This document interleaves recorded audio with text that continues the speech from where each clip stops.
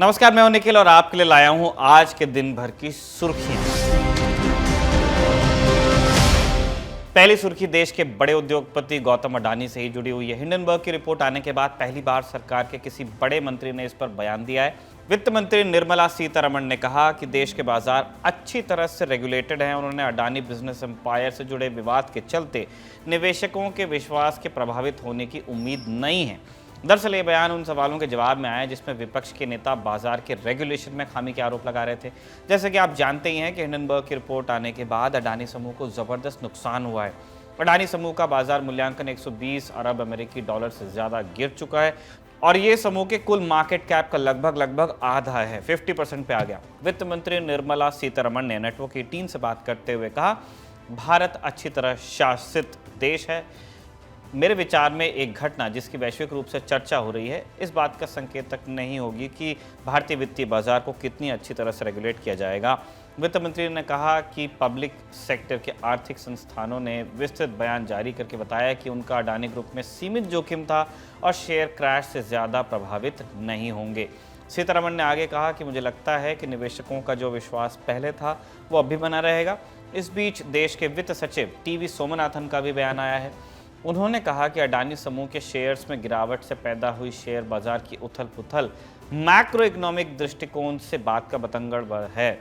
Share बाजार में उतार चढ़ाव सरकार की चिंता का विषय नहीं है और आवश्यक कार्रवाई करने के लिए स्वतंत्र नियामक पहले से हैं। अडानी समूह से जुड़े मसले पर आरबीआई ने भी बयान जारी किया है। उन्होंने कहा है कि हमारा बैंकिंग क्षेत्र लचीला और स्थिर है। दूसरी सुर्खी रोजगार से जुड़ी है। केंद्र सरकार के अलग अलग मंत्रालयों और विभागों में लगभग 9,80,000 पद खाली हैं।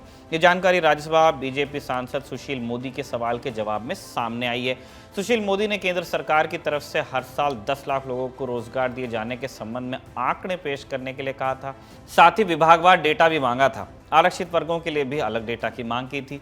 केंद्र सरकार की तरफ से जवाब कार्मिक मंत्री जितेंद्र सिंह ने दिया, जिससे पता चलता है कि रेलवे में 2,93,943, गृह मंत्रालय में 1,43,536, वहीं डिफेंस में 2,64,706 पद खाली हैं।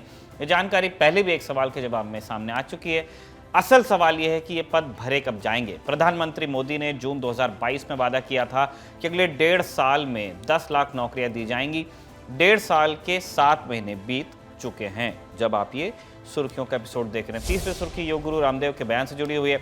उन्होंने राजस्थान के बाड़मेर में हिंदू मुस्लिम ईसाई धर्म की आपस में तुलना करते हुए एक ऐसा बयान दे दिया है जिसके बाद विवाद तय था, हो भी रहा है।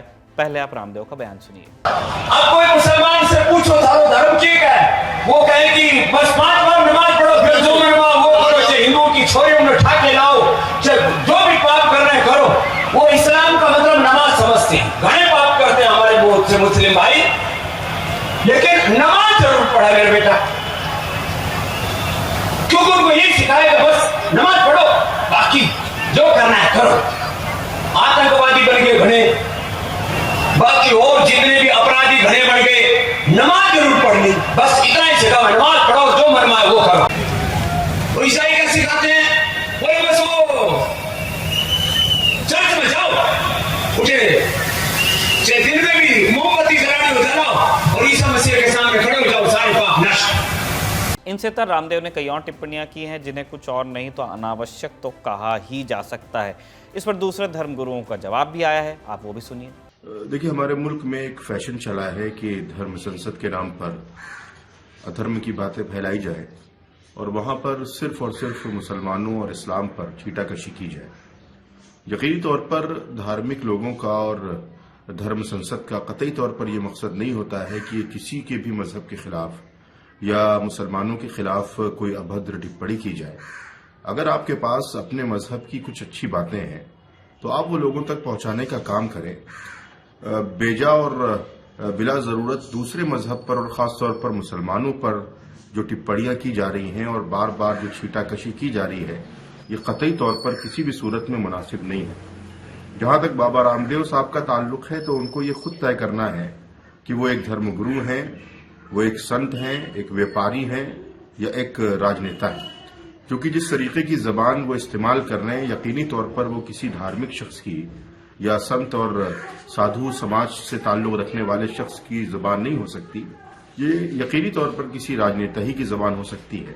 इस खबर का जिक्र हमने इसलिए किया ताकि आप समझ सकें कि कैसे कोलाहल पैदा होता है, ताकि काम की खबरें हवा हो जाएं, क्योंकि अब एक दूसरे को कोसने का खेल शुरू हो गया है दोनों साइड से। अगली सुर्खी देश के सर्वोच्च न्यायालय से आई है। मामला कॉलेजियम की सिफारिशों के बावजूद जजों की नियुक्ति में कथित देरी का है, जिसे लेकर आज सुप्रीम कोर्ट ने कड़ी टिप्पणी की। सुप्रीम कोर्ट ने सरकार से कहा है कि जजों के तबादले को लंबित रखा जाना एक गंभीर मुद्दा है।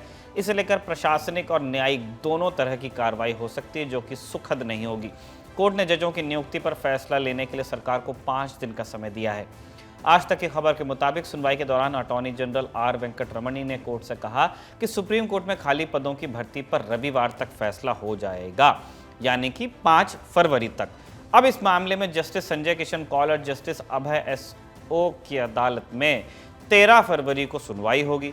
दरअसल सुप्रीम कोर्ट कॉलेजियम ने 13 दिसंबर को सरकार से 5 जजों के नाम की सिफारिश की थी।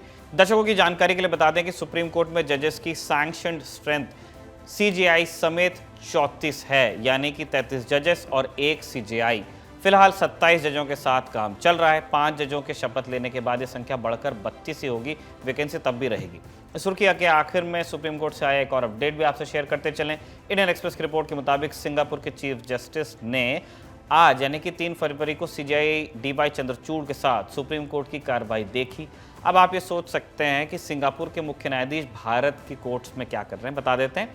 दरअसल कल यानी कि 4 फरवरी को सुप्रीम कोर्ट के 73वें स्थापना दिवस पर आयोजित होने वाले समारोह में सुंदरेश मेनन मुख्य अतिथि हैं।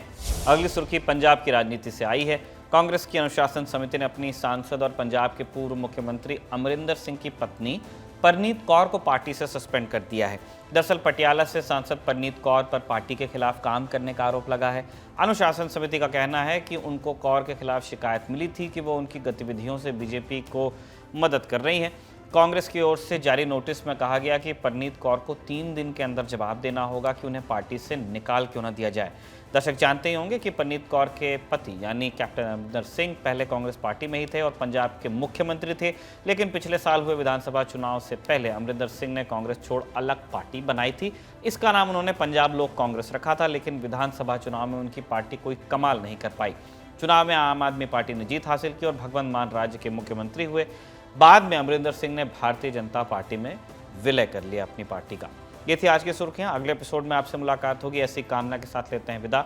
देखते रहिए दिल ललन टॉप। सिर्फ 59 रुपए महीने में पाइए YouTube पर LT प्रीमियम। किसी भी प्लेटफॉर्म से 3 दिन पहले देखिए हमारे प्रीमियम प्रोग्राम जैसे guest in the news room, किताब वाला आदि। इसके अलावा बहुत कुछ। सब्सक्राइब करने के लिए ललन टॉप के YouTube चैनल पर जाकर क्लिक करें ज्वाइन बटन।